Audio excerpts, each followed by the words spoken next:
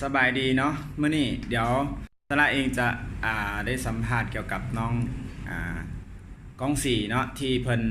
เป็นพยาธิภูมิแพ้เนาะเดี๋ยวก่อนอื่นกะเนาะสบายดีกองสีสบายดีเนาะสบายดีเดี๋ยวมื้อนี้จะเป็นการสัมภาษณ์เพราะว่าน้องกองสีเนี่ยเป็นพยาธิภูมิแพ้เนี่ยค่อนข้างหลายเนาะกะเดี๋ยวให้กองสีแนะนำตัวเองละเป็นพยาธิภูมิแพ้มาจากปีละเดี๋ยวกองสีสบายดีนะเอาเองจะซื้อกองสีนะสำหรับพยาธิที่เป็นมาก็คือเป็นภูมิแพ้มาได้หลายปีเติมเนาะแต่ที่หลักๆคือก้อนสีมาฮู้จักกับสนิตินี้ได้ใส่ตัวยาปลุกผลนะเพิ่นว่า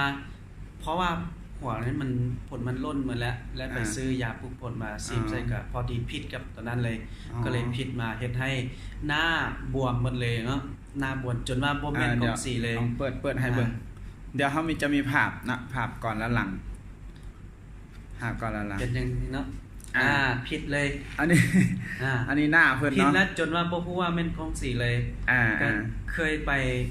รักษาอยู่โรงหมอนะไปฮอดแล้วท่านหมอก็เลยกวดหมดแล้วก็บ่เป็นหยังเพิ่นว่าเพียงแต่เพิ่นซักยาใส่ยาแก้พิษแล้วก็เอายาให้กินแต่มันบ่สามารถหายขาดได้ก็ได้ไปซักยาตลอดนะ1อาทิตย์2อาทิตย์ก็ไปซักเทื่อนึงแล้วก็เอายาที่ท่านหมอแนะนำให้มากินแล้ววันนั้นที่กองซีได้กินตัวนี้ลองเบิ่งภาพที่กองซีได้กินยาเนาะที่จริงตัวนี้บ่แม่นยาเนาะเป็นซนิตินเดี๋ยวจะให้เบิ่งเดี๋ยวจะเห็นว่าซนิตินนี่คือหยังเนี่ยภาพอันนี้เนาะอันนี้กองสีเนาะเดี๋ยวกองนี้เดี๋ยวสนะจะให้เบิ่งเนาะหลังจากที่กินไป15มื้อเนาะแต่ว่าก่อนจะฮอด15มื้อมีอาการแบบใดกองสีก่อนกินไป5มื้อแล้วจะมีอาการ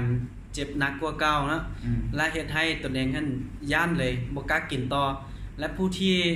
แนะนำเกี่ยวกับสนิตินนี้ให้ก็คืออาจารย์รองนะอาจารย์รองเป็นผู้แนะนำให้ว่าโอ้ยเห็นว่าหน้าโตคือว่าเป็นพิษไหลแท้และเพิ่นแนะนำให้กินว่าสิกินดีแท้บ่ดีบ่ดีก็ต้องลองก่อนหลังจากกินไป5มื้อก็เลยเฮ็ดให้หน้าตาแห้งผิดเปลี่ยนเนาะแล้วโทรหาอาจารย์ลองว่าเฮ้ยคือว่าหน้าตามันดีขึ้นมันจะดีขึ้นนิดนึงแล้วเพิ่นว่าให้กินต่อไปเรื่อยๆจนว่าหน้าตากลับมาเป็นปกติคือเก่าเนาะแล้วก็กองซีกินจักสุดที่แบบปกติแบบเมื่อมันเปลี่ยนสำหรับหน้าเกี้ยงๆคือจังซี่ก็ต้องประมาณ3สุดนะ3สุดโอเคเนาะฉะนั้นมื้อนี้ก็อยากจะให้กับคนที่มีปัญหาเรื่องภูมิแพ้อยากจะลองเบิ่งเนาะเพราะว่าน้องเขาเป็นอีหลีเนาะก็คือมาเห็นแล้วแบบก็เลยอยากจะเอาข้อมูลดีๆฝากกับให้หลายๆคนที่มีปัญหานี้เนาะสำหรับมื้อนี้ก็ขอขอบใจกองซีเนาะขอบใจหลายๆขอบใจหลายๆโอเคขอบใจทุกคนเด้อผู้ใดสนใจเดี๋ยวจะมีจะปล่อยวิดีโอนี้ลงใน YouTube ให้